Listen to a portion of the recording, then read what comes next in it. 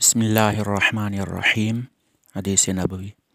हज़रत Rabia Jersey रज़ियल्लाहु अन्हु बयान करते हैं, नबी सल्लल्लाहु अलैहि वसल्लम की खिदमत में एक फ़रिश्ता हाज़िर हुआ और आपसे अर्ज़ किया गया, आपकी आँखें सोई हुई हों, किसी और तरफ ना देखें, आपके कान तवज्जो से सुनते हों और आपका दिल समझता हो।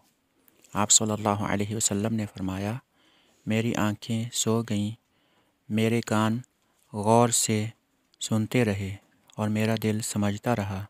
आप सल्लल्लाहु अलैहि वसल्लम ने फ़रमाया, मुझे कहा गया, किसी सरदार ने कोई घर बनाया, उसमें दस्तरखान लगाया और किसी दावत देने वाले को भेजा।